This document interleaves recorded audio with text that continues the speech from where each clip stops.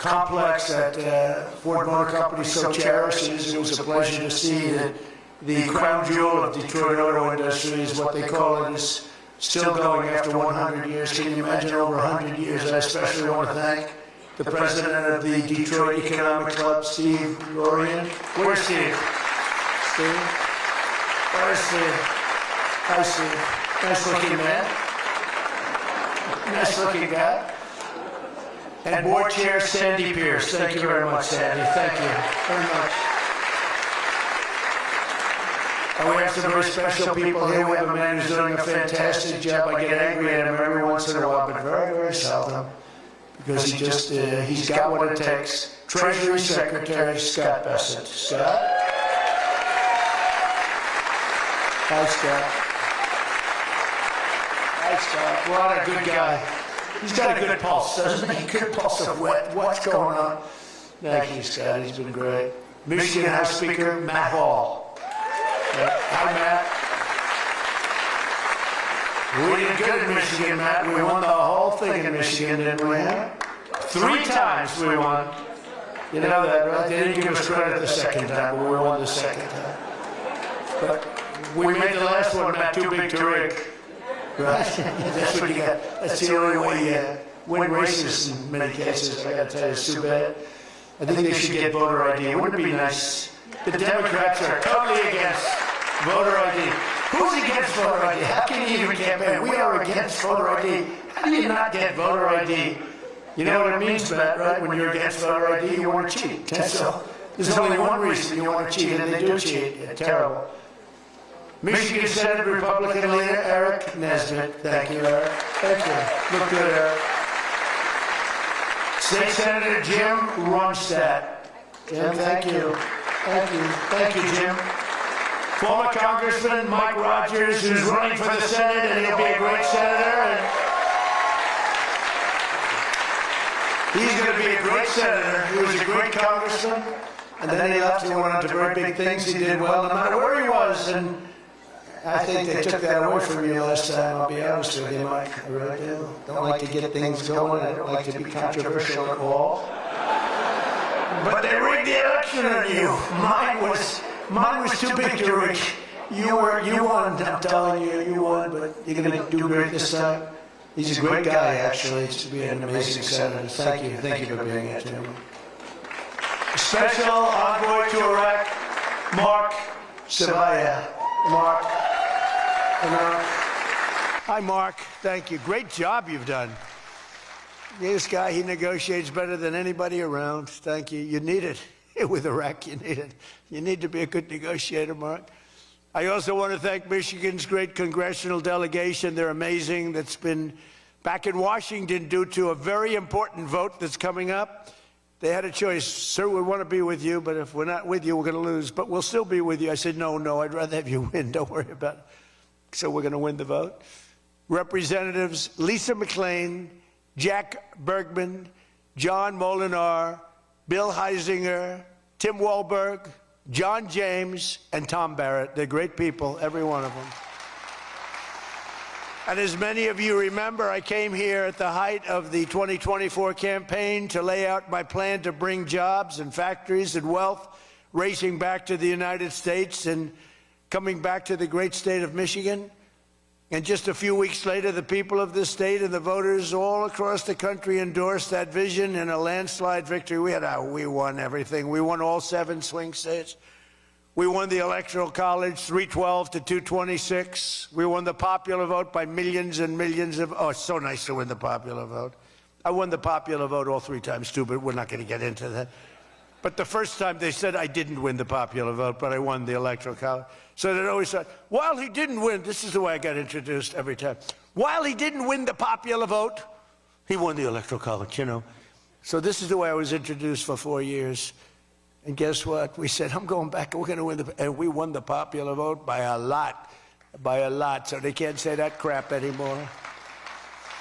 And the thing that was most impressive, we won 86% of all counties in America, 2,700 to 525. Think of that, 2,700 to 525. And that's why when you look at the maps on Republican, Democrat, with red being Republican, as most of you know by now, I think, Every once in a while you see one where they have it reversed. I said, why would we do that? Well, we think it looks better. I said, look, red is Republican. Let's not try and change the voters' minds on things. Just do it that way. And the map was virtually all red. That was about the counties. That was the 2,700 to 550, I think is the exact number. Most importantly, we won a historic mandate to make America great again. And that's what we're doing. We're making America great again like never before. And now, after less than 12 months in office, this is the easiest speech to make. I have great people, and all I'm doing is spewing off what the hell we've done. Even Venezuela wasn't too bad, was it, huh?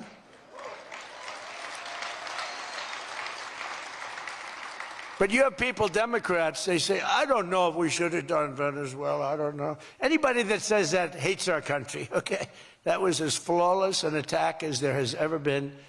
And they asked us to help them. They have 50 million barrels of oil. They said, take it. It's $5 billion. And we did. We're working with the Venezuelan people and representatives, and it's amazing. But that was an amazing situation. But we did al-Baghdadi, flawless. We did Soleimani, flawless. We did the Iran nuclear attack where we wiped out their nuclear capacity, which would have been very bad. You wouldn't have peace in the Middle East, flawless. We did them all flawless. I want to keep it going that way, too. I like flawless. Think about Jimmy Carter, the great Jimmy Carter, with the helicopters crashing, the hostages all over the place. Remember that one? Think about Sleepy Joe Biden with Afghanistan. What a disaster. The most embarrassing day in the history of our country, in my opinion. Real dope. Now, after less than 12 months in office, I'm back in Michigan to report to you on the strongest and fastest economic turnaround in our country's history. It's really been historic. There's never been, we're not 12 months, we're through 11 months. We've got $18 trillion being invested in our country. The most of any country ever was 3. We're at 18. There's never been anything like this. You are so lucky I allow you into this room to even be with me. I'm kidding. I'm kidding. The fake news will say Donald Trump thinks he's hot stuff. Right now I'm feeling pretty good, though, I will say. Oh, you're so lucky to be here. Under our administration, growth is exploding, productivity is soaring, investment is booming, incomes are rising, inflation is defeated, America is respected again like never before, and other than that, we're not doing that well. Now, think of all those things I just said. Every single, inflation down, growth at an all-time high, stock market every day, 48 days in a row, 48 days during the course of 11 months, we hit a new high on the stock market, all of them. 1 year ago, we were a dead country. Now we are the hottest country anywhere in the world. That was said to me by many leaders. By almost every metric, we have quickly gone from the worst numbers on record to the best and strongest numbers, the most dynamic numbers, and an economy that is far ahead of even my optimistic. I had a very optimistic schedule, I thought. I didn't think it was, but people said it was very optimistic. Turns out to be very pessimistic by compared to what we've done. But we'll go down as the greatest in history, greatest first year in history nobody's ever had, just based on the numbers, based only on the numbers, not based on me, based only on the numbers, because, you know, you get these guys like the governor of California likes to say how well he's doing. California's doing horrendously, but he says how well. We base it on numbers. There's never been numbers like this. Through 4 long years before I took office, crooked Joe Biden and his allies in Congress inflicted the economic nightmare known as stagflation. How many times have you heard the word? We hit it with Joe. We hit everything. What a disaster. Meaning low growth and high inflation. How does that work? Not good. So you have lousy growth and high inflation. In fact, it's the lowest growth ever and the worst inflation in the history of our country. That is really tantamount to not having a good 4 years, right? In other words, Sleepy Joe and the people that ran the auto pen were a complete and total disaster for our nation. They were a disaster for our nation. Had they won the election less than 1 year ago, we would have been, as I've often said, Venezuela on steroids. Now I'm Venezuela's biggest fan. We're working with them. But They came down from a very high number to a disaster, a disaster. And we would have been Venezuela on steroids, and we're bringing Venezuela back, and we're going to be great for Venezuela, great for our country. We're taking in, as I said, millions and millions of barrels of oil, and now they're coming in initially on a daily basis, 50 million, and values of over $5 billion. That's in one day. Just think of it, the biggest ships in the world can take 1 million barrels. The biggest ships in the world take 1 million. We have 50 million barrels. We need 50 of the biggest ships in the world just to get it out. We're bringing it in to be refined. It's an incredible feeling. It's great. Winning is a good thing. We're going to work with Venezuela. We'll make that country very strong again. We'll get oil prices down even further. We have it down at about a 6-year low, 7-year low, but we're going to get it down further. Joe Biden gave us a colossal stagflation catastrophe, but my administration's rapidly and very decisively ended that. We have quickly achieved the exact opposite of stagflation, almost no inflation and super high growth. So we have the highest growth we've ever had. Think of that. The highest growth we've ever had, and we've only been there 11 months. Think of what we can do for the rest of it. But do we have wood around here? I want to knock on a little wood. They have one little, everything's plastic nowadays. It's very tough. Now we have the greatest growth, and we have, inflation way, way down. But we inherited terrible growth, and we inherited the worst inflation in the history of our country. The fake news would say 49 years. So when I say the history, they give me a lot of time, but I believe it's the history. But let's say 49 years. Would you say 49 years is okay, right? It's pretty bad. What do you think, Mr. Senator, Mr. Future Senator? I'd say 49. What sounds worse, 49 years or history? I think 49 years almost sounds worse. Maybe I'll just use it and I won't argue with these people. As of this morning, core inflation for the past 3 months has been just 1.6%. The numbers were just announced just before I came on stage. And GDP is smashing expectations with the fastest growth for this country in many years. The fourth quarter is projected at 5.4%, and that's despite the Democrat shutdown where we lost at least 1.5 points. The Democrat shutdown, we would have had close to 7. Think of that, close to 7 they were projecting to. The fakers were projecting to.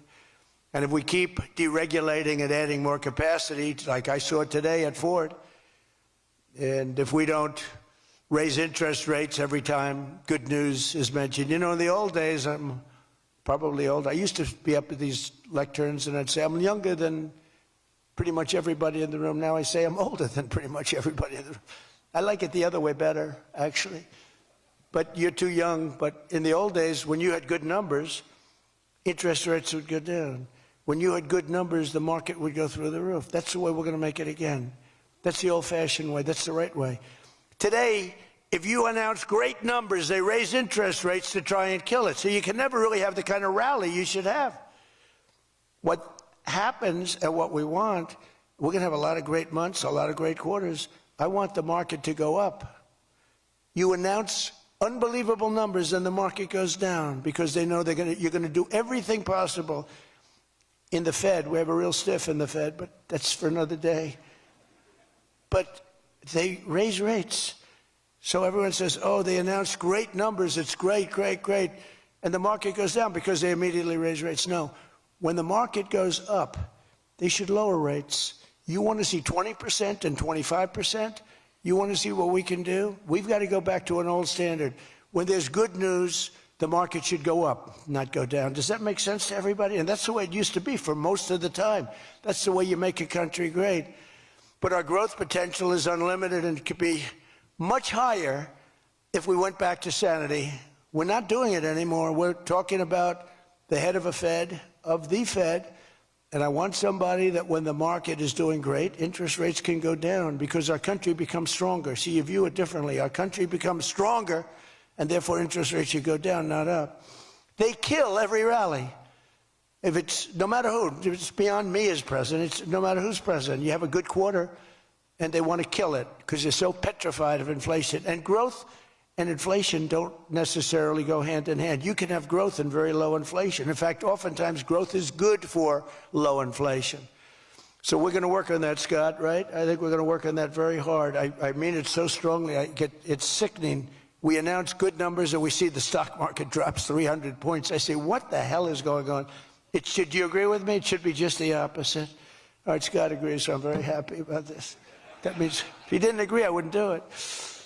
But we're already growing double, triple, and even quadruple the speed of almost every other major economy on Earth. We're the #1 economy on Earth, too. And the results are in, and the Trump economic boom is officially begun. It's really begun almost from the beginning. Almost begun, if you look at it, really from November 5th. You know, on another metric, just before the election, it was almost impossible to get people to join the military. We had the worst enlistment in the history of our country, the worst. You couldn't get people for the Army, the Navy, the Air Force, the Marines, Space Force, the Coast Guard. You couldn't get people. And since right after the election, but especially since after January 20th when we took office, we have now the strongest enlistment we've ever had in the history of our country. We've never enlisted people so quickly, so easily.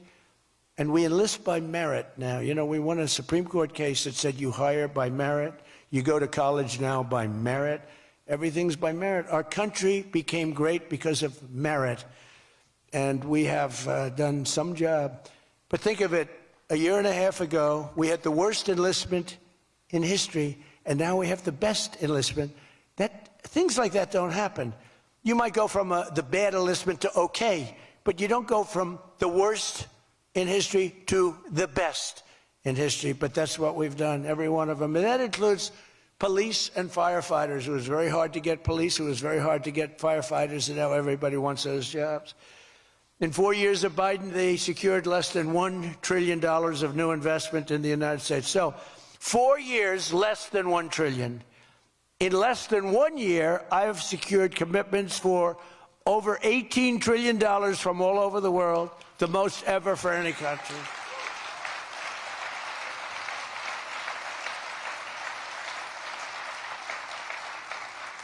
Think of that, though. They did, and I'll tell you what, had she won, it would be a disaster because you would have had people leave. You would have not had $1 trillion. You would have had 5 trillion, 10 trillion leaving the country, and your welfare would have doubled. When you look at what's going on in Minnesota, is that a disgrace? Is that a disgrace? But we'll talk about that. Under Biden, we had the highest trade deficit ever recorded, losing more than $1 trillion every single year. How about that? It was killing Michigan, and everywhere else in our country was being absolutely destroyed. But in a matter of months, largely because of tariff income and the election result, we've slashed that gaping trade deficit by, in a short period of time, 62, it just came out, 62%. People are stunned. The fake news back there, look at those cameras rocking and rolling. No, the fake news back there is, they're very upset about it, actually, but they're stunned. They can't believe it. We cut our trade deficit in actually 10 months was when the number came out. We cut it by 62%. It's going to go better than that now. The stock market is now the highest in history since the election. We've set all of those records, and I think an all-time record that's so important to me because so many people have them is boosting 401ks and retirement accounts for millions and millions of Americans, people that are in the police departments, the fire departments, people that are construction workers. A policeman came up to me recently, a nice guy guarding me. He's a perfect guy to guard me. He was a massive guy, big, strong guy. He said, "Sir, you made me look so good in front of my wife. My wife thought I was a horrible investor because every time I invested, we lost money. And we have a 401k, and I'm up like 85%. She thinks I'm Warren Buffett. She thinks I'm brilliant. She's now calling me brilliant. It makes my life much easier. I love my wife much more now. She calls me brilliant every time." I said, "Don't worry, you're going to do even better for the next 3 years." But one of the biggest reasons for this unbelievable success has been our historic use of tariffs. There was the tariff that made America strong and powerful in past generations, and then we got off it and we went to the income tax system. Great going, fellas. You know, we were the strongest in 1887, relatively speaking. That was around the McKinley time, and Teddy Roosevelt and some others, but we were really strong. It was all tariffs. And I know what happened. Some of these countries got together and they say, hey, convince the United States that it's no good. The tariff system is unfair to us. And so some genius, I know who, I don't want to get into it, but some genius said, oh, let's go to an income tax system.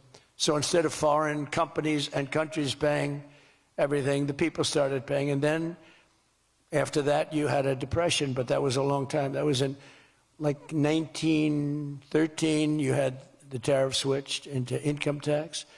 And then in and they like to blame tariffs. You ever notice they blame tariffs? No, they brought tariffs back in 1932.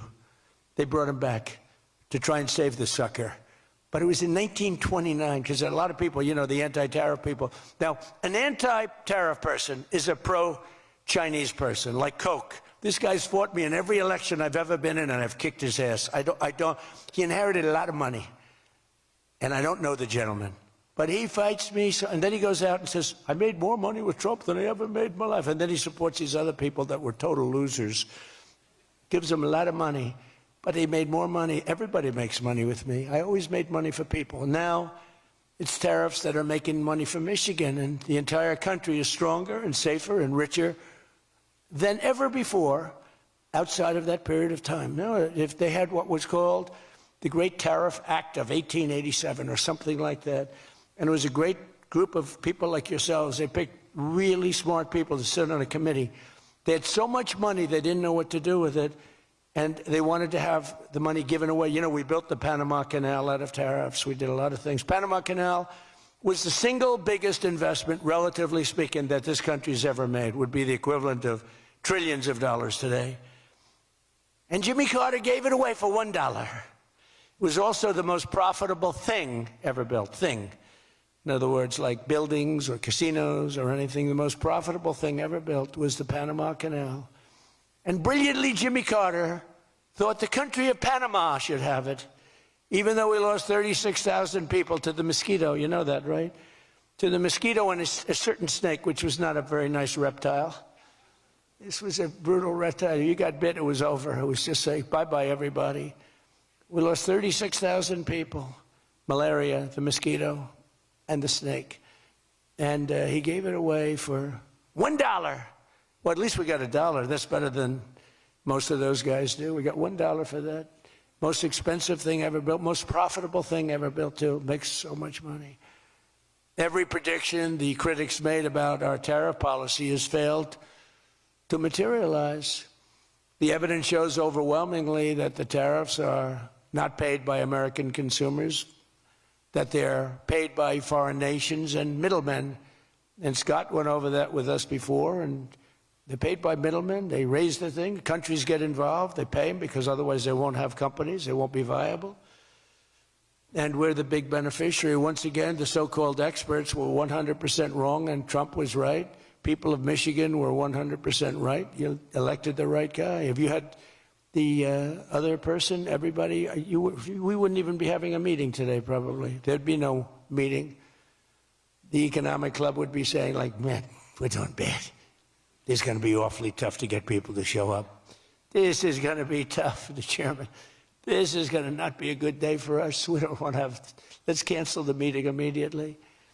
The Trump tariffs have delivered us trillions of dollars of new investment, unprecedented new partnerships on minerals, rare earths, defense, and artificial intelligence, and historic levels of foreign military sales. You know, you have the Supreme Court now going to rule on whether or not we can use tariffs. Can you believe this?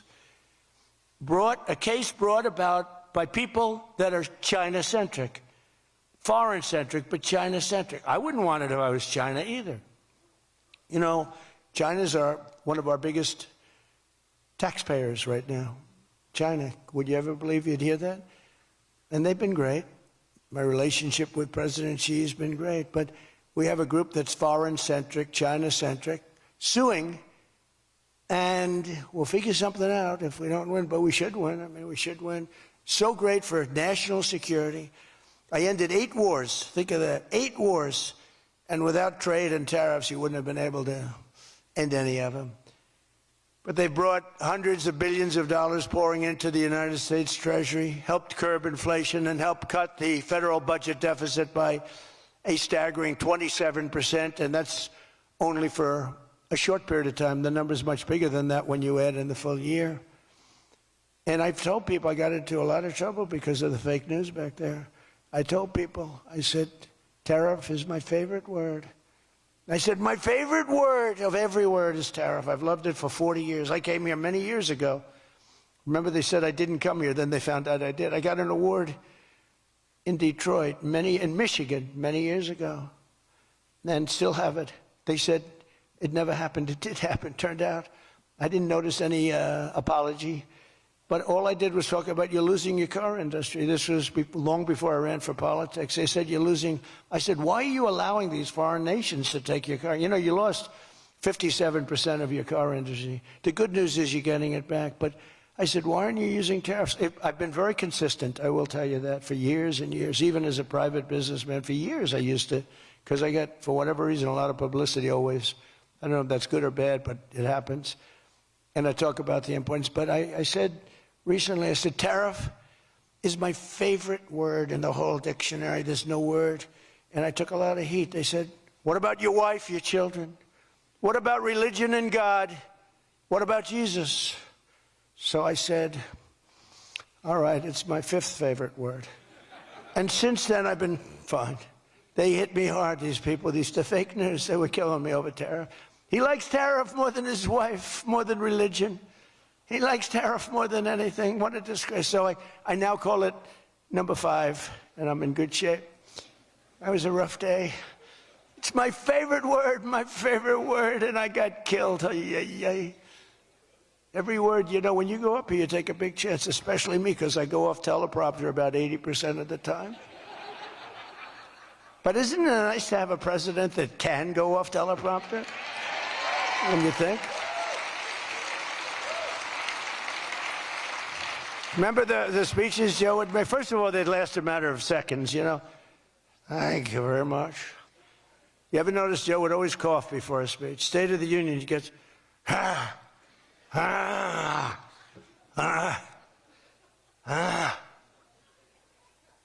ladies and gentlemen. And then it would be like very short. Although the one time they had him spruced up pretty good, remember, he was high as a kite. He was floating, he was up there way up. That was a bad speech. But, hey, he got through it, you know, he got through it. If you call it getting through, this country was so, can you imagine allowing 25 million people into our country, many of them criminals, many of them murderers? What he did to this country, what they did, because it was the people surrounding that beautiful, resolute desk.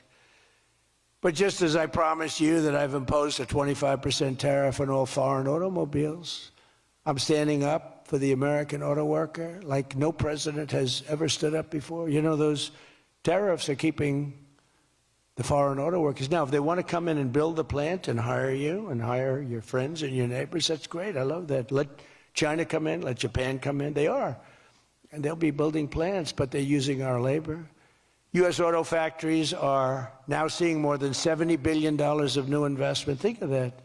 They were leaving. They were all going. They were going in the opposite direction. Now they're pouring back. It's the greatest. Nobody's ever seen anything like it. And much of that money is coming right here to the car-making capital of the world, Detroit. You lost, I mean, so many places. Since I took office, Ford has announced it will invest $5 billion across its Michigan and Kentucky plants, creating 4,000 new jobs. GM is moving production of the Chevy Blazer and Equinox from Mexico right back here to America. Right? Is my favorite auto worker here by any chance? You know who I'm talking about. What happens? Where's Brian? Brian, oh, I see. He made some cash. He's out to Florida. Oh, he's been very disloyal to Detroit. We're going to have to. He is such a great guy, right? Man, that guy fought for me when it wasn't the popular thing to do. He fought for me from day one. Well, you tell him I said hello to him, all right? That guy, he got it. 4 years ago, he got it, right at the beginning. He understood it better than anybody, better than the great economists. They had no clue. And Stellantis is investing $13 billion to expand its U.S.-based manufacturing plant by more than 50%. Stellantis doing a good job. Never before has an administration achieved such sweeping and dramatic turnarounds as has taken place just in this very short period of time. I mean, you're talking about 11 months. 11 months and you have a different business. 11 months and you're booming. I just spoke to an AI guy, and that's booming too. You know, we're leading China in AI by a lot. I'm letting them build their own electric plants because people are saying, you know, the amount of electricity they need twice as much as electricity currently in the United States for every other business, home, factory. They need double. So I said, we can't do that. And then I had the idea. When they build these $50 billion plants, I'm going to let them build, and they're already building big electric plants to take care of their plant. And any excess electricity, they'll sell it back to our country. It's an unbelievable, and therefore, we're going to build, I think if they really added, you know, you hear how much, and I have great respect for China, but you hear they're building a lot of electricity, but we are too. But we're having it built privately. They're going to own their own electric. They're becoming their own electricity producer. And when they heard this idea, they thought it was great, but they didn't take it seriously because they said it's too good to be true. But then they realized that I was serious. And we're getting them 2- and 3-week approvals. They don't have to wait for 20 years before they get rejected. You know, in the old days, they had to wait for 20 years, and then they get rejected at the end of 20 years. Guys would give up their whole career trying to get one approval, and then they get rejected. In every aspect of our agenda, we're putting America first, and nothing will stand in our way. Nothing's going to stand in our way, nothing. So one of our top priorities in this mission is promoting greater affordability. Now, that's a word used by the Democrats. They're the ones that cause the problem. The one thing, they stick together. They don't have some of the people that we have. I don't know, it's a genetic thing. It's something in the blood. We got some real losers, mostly great. But I wouldn't use the name Romney because I'm in his sort of territory, so I would never use that name. But all right, I'll use it. They don't have a Mitt Romney that votes against everything. They don't have a Rand Paul that votes against everything. I got him elected twice. He was a stone-cold loser. I went to Kentucky where I won by a lot. I did a rally for him. Then I did another rally. He won. Then I went the second time. He won. Then he votes against all the time. It's just crazy. I don't get it. Then you have Lisa Murkowski and you have Susan Collins. Disasters. And you had a gentleman from Indiana that I don't believe it, Todd Young, he voted against. And you'd say, why are you voting against? They can't give you an answer. They're unable to give you an answer. It's like, why are they against the attack on Venezuela? They're against the attack after they found out it was the most successful attack, probably the most talented, most brilliant tactically attack that we've had maybe in 100 years. And they're against it. Why? It's one thing if the attack failed. I'd probably do that too, a change. I'd be in favor. Then if it failed, I'd say, I told him not to do it. That's what they do. But here we have one of the most successful attacks ever, and they find a way to be against it. It's pretty amazing. But it's a shame, and we have some others, but not many. We have a great party, but we have people, the Democrats, whether you like them or not, they stick together like glue. They have horrible policy. Thank God they have horrible policy, because they're smart, they're evil, they're vicious, but they're bad policy. For instance, you could be a genius and try selling men playing in women's sport. You could be a genius, try selling transgender for everybody, open borders, let the world come in, let the world's prison population come into the United States, including all of the murders, 11,888. That's what we're trying to get out of Chicago and Minnesota and these places. So they stick together, which I admire because I'm a very loyal person, but they have horrible policy. Can you imagine if they had good policy? They were on this morning talking all the reasons that men should be playing in women's sports. They had a football guy there, flag football. This guy was like 6'6", he weighed 290 pounds with zero body fat. And they had a few young women. They were the size of his leg. He wouldn't have had to run. He could have just walked. They couldn't have done a thing about it. 10 of them would have to jump on him that wouldn't have had any impact. I don't think he would have been like a fly. It's so ridiculous. It's so demeaning to women. It's so demeaning. Look at the weightlifting records. I mean, the record got beaten by 112 pounds, a record that stood for 18 years. 1 ounce they'd put on. Stood for 18 years. Guy comes along who was a poor lifter as a man. He was at the lower portion of the class. Comes along and broke the record by 112 pounds. Think of that. They've fought for years to beat that record. How about the swimming records? I mean, you can go to sleep during the time the man comes in and the woman. You can go take a nap for a little while. How about the long-distance race that took place not so long ago? Long distance, these marathon deals. They had top men, top women. The man came in. The woman came in 5 hours and 14 minutes and 36 seconds behind the man. Think of it. You're waiting. The man comes in. Now you're waiting 5 hours. What do you do if you're the parents? You go home and sleep for a while. Who the hell wants that? It's so demeaning to women, and who are great athletes. It's so demeaning to them, and it's right now in the Supreme Court.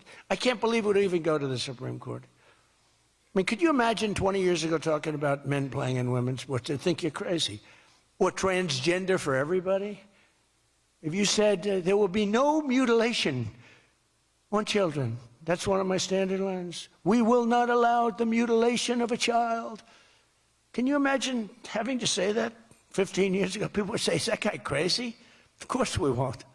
But we're living in a different time. It's a crazy time we're living in. After real wages plummeted by $3,000 under Sleepy Joe Biden, real wages are up by $1,300 in less than 1 year under President Trump.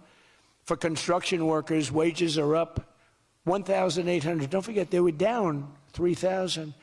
Factory workers over $2,000, and for many other workers over $5,000. And I just gave the military, because we're doing so well with taking in so much money with the tariffs, I just gave them $1,776. You saw that, right? Did you see that? They had 75, and I said, you know, if you had $1 more, $1,776. They said, that was a good idea. We could afford $1 more. We gave them $1,776. Meanwhile, grocery prices are starting to go rapidly down. Rent is down. Airfares are down. Hotel rates are down. Cell phone prices are down. And we're just getting started. But more importantly than going down, our growth is through the roof. It's way up. Among my first acts in office was to end the radical left war on oil and gas and stop the crusade to kill American energy, and frankly, to open up cars so that you don't have to have an electric car. I love electric cars. I think they're great. I like Elon a lot. I don't think he was too happy with my policy of opening it up, and I can understand that. But I've been saying it for 4 years.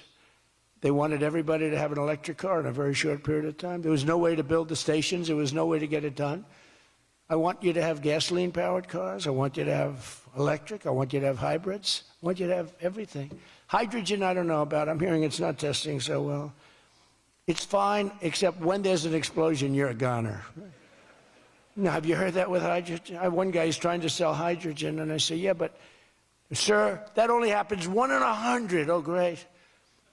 When it happens, they find the body like 300 yards down the road. So I said, I'll pass on hydrogen. Maybe there's something I don't know about, but is anybody in the hydrogen car business? Gasoline is now under $2.50 a gallon in 17 states and under $2 in many places. We have some states it's $1.95, $1.99, $1.97. As we speak, these are gas stations, and think of that. We have gas stations in the Detroit area where you can fill up for less than $2.30 a gallon, whereas 2 years ago it was $4.50, and in many places it was way over $5. Think of that, $2.30. You see it. That's like a massive tax cut, which we gave you under the great big beautiful bill, by the way. No tax on tips, no tax on Social Security, no tax on overtime.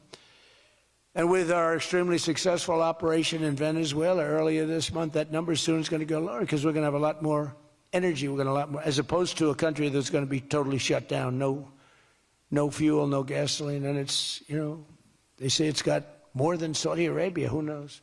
It's got a lot. And by the way, to all Iranian patriots, keep protesting. Take over your institutions if possible. And save the name of the killers and the abusers that are abusing you. You're being very badly abused.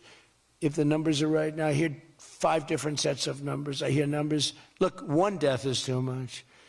But I hear much lower numbers, and then I hear much higher numbers. But I say save their names because they'll pay a very big price. And I've canceled all meetings with the Iranian officials until the senseless killing of protesters stops. And all I say to them is help is on its way. You saw that I put tariffs on anybody doing business with Iran. Just went into effect today. And I say make Iran great again. You know, it was a great country until these monsters came in and took it over. And it's all very fragile. It would have happened to us, I'm telling you. If I didn't win this election, it would have happened to us. In the coming weeks, I will be laying out even more plans to help bring back affordability. And again, remember, that's a fake word by Democrats. Prices were too high. They caused the high price. They never want to talk about affordability. They always go, this is an election about affordability. I say, they caused it. But they're good at that stuff. They're good at that stuff. They're fake, and they're good at that stuff. It's an election about high prices that was caused by the Democrats and that I brought down a lot. And remember, when you see energy coming down like I brought it down, and gasoline coming down, that brings everything else down. It's so much bigger than any other factor. When gasoline gets to be $1.99 a gallon, everything comes down. The donuts come down, the truck that delivers the donuts, the stove that makes the donuts, the whole thing, it all comes down. And it's coming down much faster than anybody can even believe. And remember, though, I always say, because here normally when that goes down, the world comes down. That's the bad way of bringing it down. Our growth is through the roof. So I always want to say that whenever I say prices are coming down, but our growth is going way up. Two beautiful events, the exact opposite of the Biden administration. As part of those efforts at Davos, next week I'm going to provide much more detail about our housing policies so that every American who wants to own a home will be able to afford one. We have some great things happening with housing, as you know. You saw the $200 billion buy-in on bonds and mortgages. This will include a ban on large institutional investors buying up single-family homes all over the country and making it impossible for people to buy a home. And I've also announced that the U.S. government is purchasing $200 billion of mortgage bonds to bring down mortgage rates, and it's had a huge impact. It's already started. And just last week, the average 30-year mortgage dropped below 6% for the first time in many years. It's coming down very rapidly, and that's not with the help of the Fed. If I had the help of the Fed, it would be easier. But that jerk will be gone soon. In addition, I proudly called for the credit card companies to cap interest rates at 10% for 1 year because they're getting 28 and 30% and 32%. And it's unfair. The rates are way too high. To provide further relief to hardworking Americans, we'll also be confronting one of the biggest factors in driving up prices, the monstrosity known as the Unaffordable Care Act. You know what that is, right? It's Obamacare. It's a great name, Unaffordable Care Act. Nope. Did anybody ever think of that one before? It's true. It's the Unaffordable Care Act. Obamacare was a gift to make health insurance companies rich at the expense of the American people. In particular, the so-called enhanced premium tax credits were a corrupt payoff to the insurers, whose stock prices went up more than 1,000% after Obamacare was signed. I want the same money I want it to go directly, very simple. I want the money, those big amounts of money paid for by the government, to go directly to the people so they can buy the health care that's right for them. They can negotiate their own deal, health care savings account, but they'll buy their own health care. And everybody loves it. That's why later this week, I'll announce our health care affordability framework that will reduce premiums for millions of lower drug prices, delivering price transparency and demand honesty and accountability from insurance companies all over the country, all over the world, actually.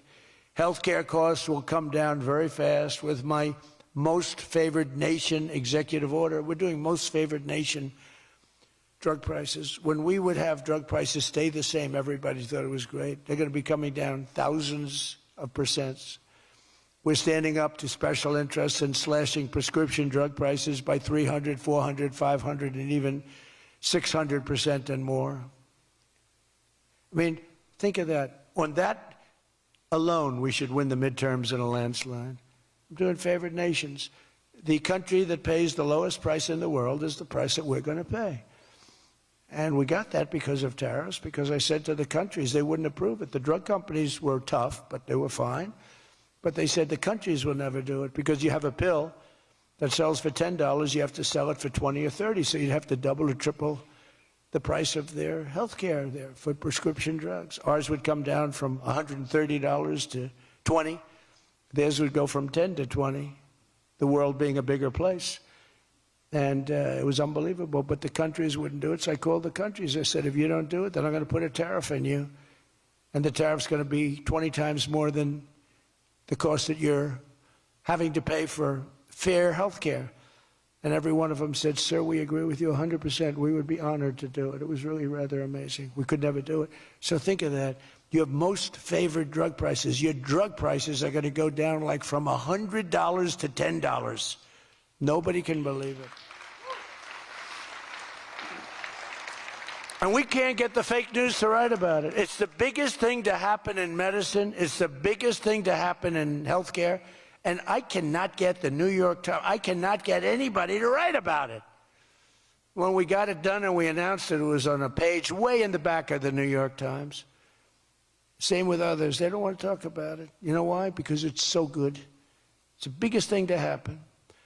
Over the past 12 months, almost every promise I made to you right here in 2024 has been kept. I've kept all my promises and much more. I mean, I've given you much more than I gave you promises, and I produced much more than I said I was going to produce. I gave you the largest tax cuts in American history, cutting taxes across the board in the great, big, beautiful bill. And as I told you, I mean, who would have gotten you no tax on tips, as I said before.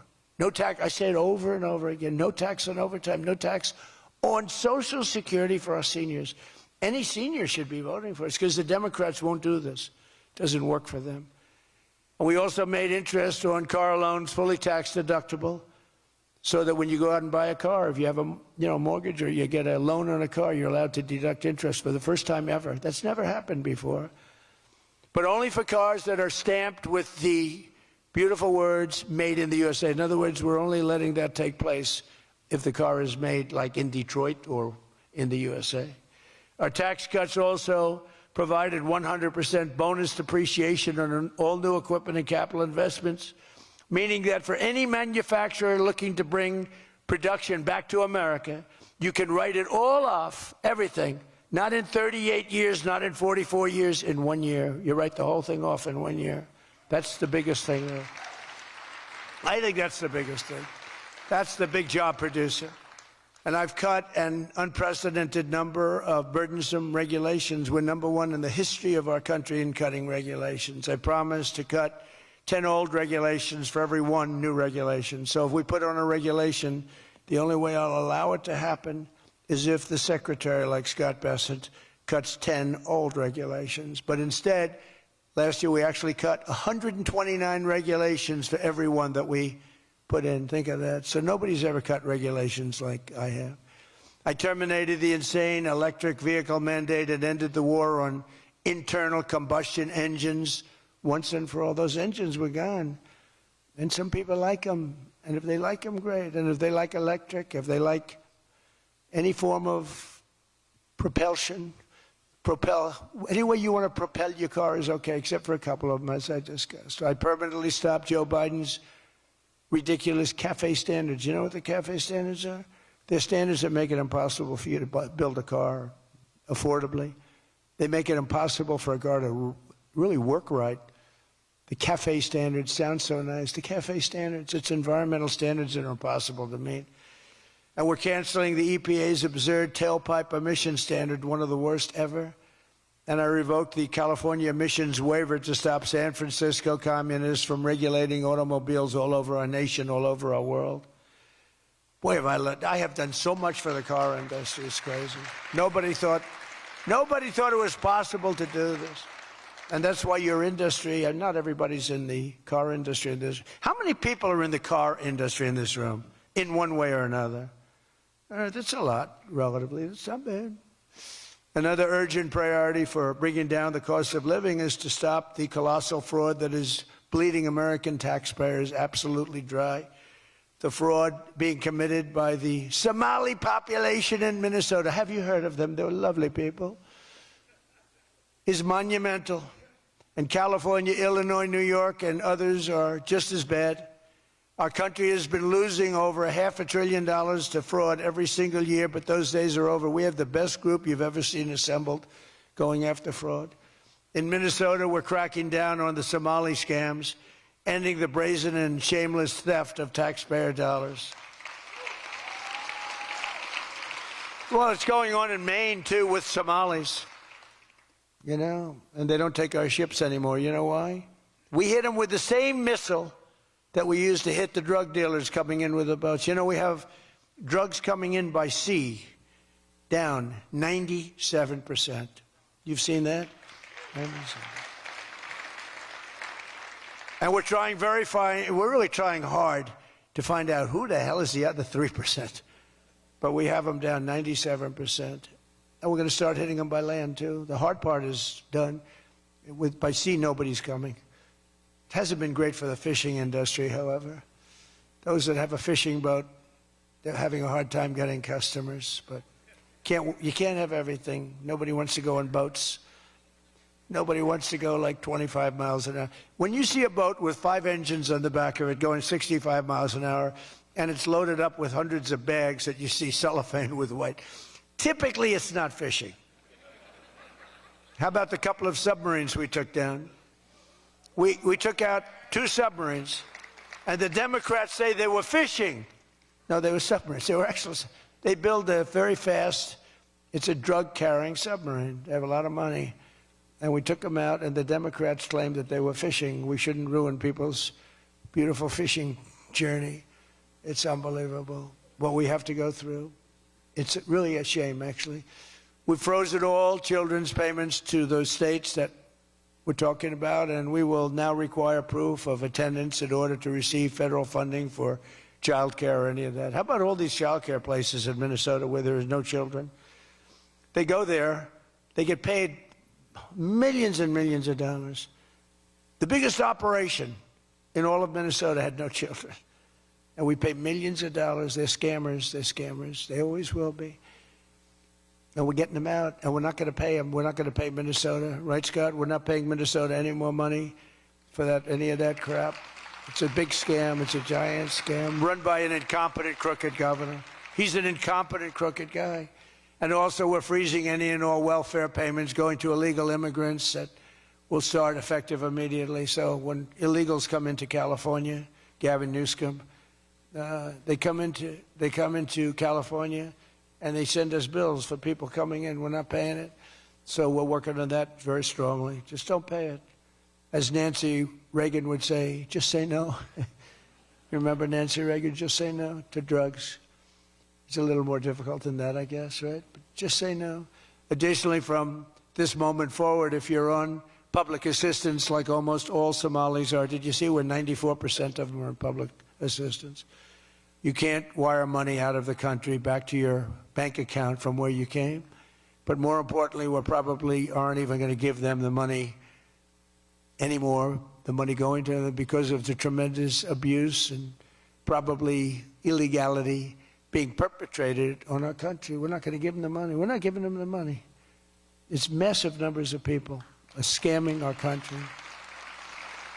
You know, they came from a place with nothing, and they come here and they drive around in Mercedes-Benz. You know, the Mercedes-Benz dealers do well in that area of Minnesota. Can you believe it? They have nothing. They get welfare payments, and they have Mercedes-Benzes.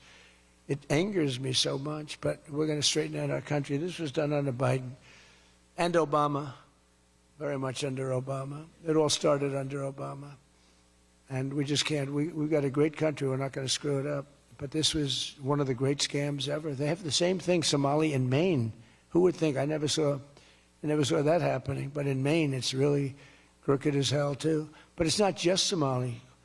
It is them, but it's not just. There are many other places, many other people. The whole country, if we stop this fraud, this massive fraud, we're going to have a balanced budget. That's how much money you're talking. We'll have a balanced budget without all the growth I'm talking about. And then you add the growth, we got one hell of a country. We're giving 90-day notices to places like California, Scott, Right away, we're going to send out that notice. Who would bill the federal government as people poured into the state to send those people back because no country can afford to do it? No country can afford to take in millions of people, pay for their education, their health care, their hospitals. You just can't do it. And we all have a heart. You can't do it. But many of those people are murderers. They're people released from jails, prisons, mental institutions, insane asylums. They're people that are drug dealers. They're addicts. Additionally, starting February 1st, we're not making any payments to sanctuary cities or states having sanctuary cities because they do everything possible to protect criminals at the expense of American citizens, and it breeds fraud and crime and all of the other problems that come. So we're not making any payment to anybody that supports sanctuary cities.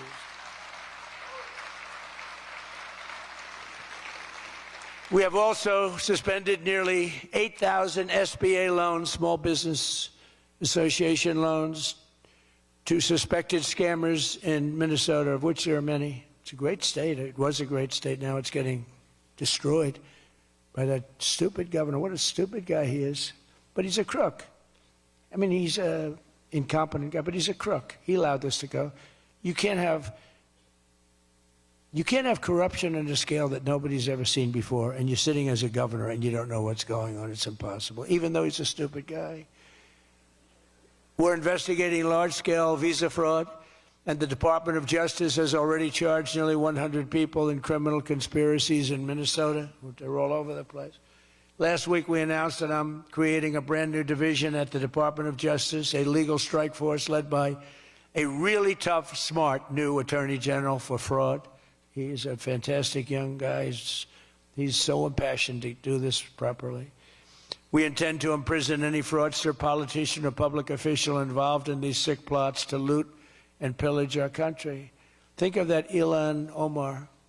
She lives in Somalia. They don't have a government. They don't have a military. They don't have police. They don't have anything. All they have is murder and robbing ships, bringing in ships, pirates. That's stopped. Same missile, ping. That's the end of them. It's amazing how that can stop corruption. Those missiles, they never miss, you know. The same one, exactly the same one. But think of it, she comes from a country with nothing, and she comes here and she tells us about our Constitution. I have a constitutional right to rip off the country. I guess she's a total scam artist. Anybody knows it. How do you let her get away with it? AOC +3. She was one of the three. They're all scammers. They're so bad for our country. They're so bad for our country. Our ICE operation in Minnesota, for example, is finding hundreds of killers, violent predators, and child rapists, some of the worst criminal offenders anywhere in the world, murderers all over the place. All we want to do is get them out. Did you see the pictures that we put up? Hundreds of them. Murderers wanted for murder, wanted for the worst drug selling. One of them is one of the biggest drug dealers in the world. And vicious, sells bad drugs too. Bad drugs, like if you take a tiny little morsel, your child is dead. And we're getting them. But it's hard to get them because they make it so impossible for you. And you wonder why. Why would they do that? You know, do they want to live with murderers? Do they want to live with these people that are emptied out from prisons? They have a lot of people. One of the reasons I was so angry with Venezuela, they emptied their prisons almost entirely into the United States of America. Tren de Aragua was the gang, one of the worst, probably the most violent gang there is anywhere in the world, they say. We're getting them out. We've got a lot of them out already, but we're getting them out. We're also going to revoke the citizenship of any naturalized immigrant from Somalia or anywhere else who is convicted of defrauding our citizens. We're going to get them the hell out of here fast. And if you come to America to rob Americans, we're throwing you in jail and we're sending you back to the place from where you came. We're throwing you right in jail. And they know it, too. And one of the reasons they're doing these fake riots, I mean, they're just terrible. I mean, you see it's so fake. Shame, shame, shame. You see the woman, that's all practice. They go practice. They go to areas, they take hotel rooms, and they all practice together. It's a whole scam. We're finding out who's funding all this stuff, too. We pretty much know. But in conclusion, as we liberate our country from this cultural scourge and the plague of corruption and fraud, we'll rediscover the natural energy and native spirit that truly makes America great again, like we're doing with Detroit and Michigan. If we get rid of fraud and do our job properly on the trillions that are being extorted out of our country from corrupt and incompetent governors like Gavin Newsom, J.B. Pritzker, and Tim Walz, we will very soon have a balanced budget, and that's the kind of money that we're talking about. We're talking about massive amounts of money.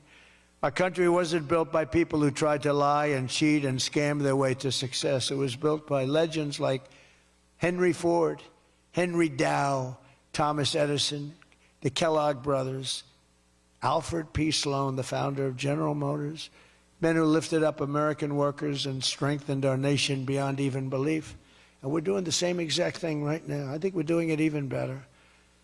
This is the fierce spirit of patriotic free enterprise that we're now unleashing once again. We are unleashing it like maybe never before. Together we have turned the page forever on the failed left-wing model that makes our America poor, desolate, and makes people feel sorry for us. That's what we had. We had a country where our leader was laughed at and our country was scorned. We had a country that was laughed at. They laughed at us. 2 years ago, they laughed at us. They thought we were fools. They thought we were stupid people. Now we're seeing that they're not the smart ones. We are. But we have a great America, and we're going to enrich it. And foreign nations, foreign migrants, criminal fraudsters, and corrupt politicians are not going to play a role anymore. They're going to be in jail. Under the Trump administration, we're reclaiming America's dignity, rebuilding America's wealth, and we're putting the productive, hardworking American citizen at the center of every single thing that we do. They were the ones that built America, and they will build it up again, and that's what they're doing at levels nobody thought was possible. So today, after less than 1 year, our border is secure. Remember, they talked about the border, how bad?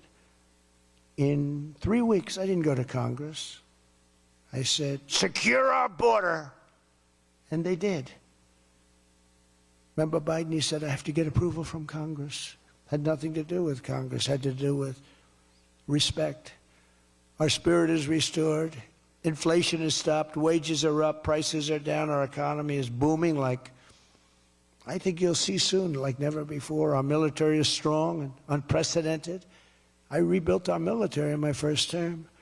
Our workers are thriving and our auto industry is returning to the country where we all began and where it all began, and frankly, a country that we love. The United States is winning again, and we're rapidly making America and the great state of Michigan greater and more prosperous than ever before. I want to again thank the Detroit Economic Club. You do a fantastic job, so respected. God bless you, and God bless America. Thank you very much, everybody. Thank you.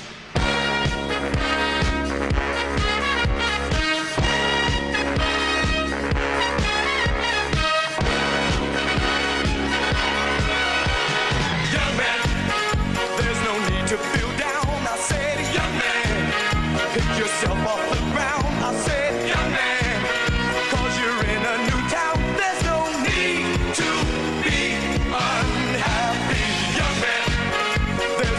you can go.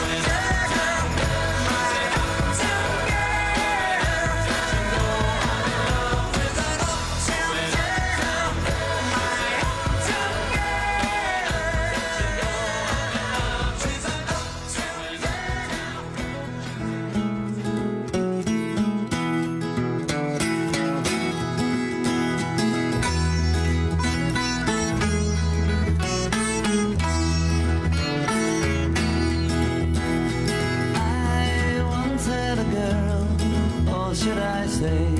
She once had me. She showed me her room. Isn't it good? Norwegian wood. She asked me to stay and she told me to sit anywhere. So I looked around and I noticed there wasn't a chair. I sat on the rug, biding my time, drinking her wine. We talked until 2, and then she said, it's time for bed.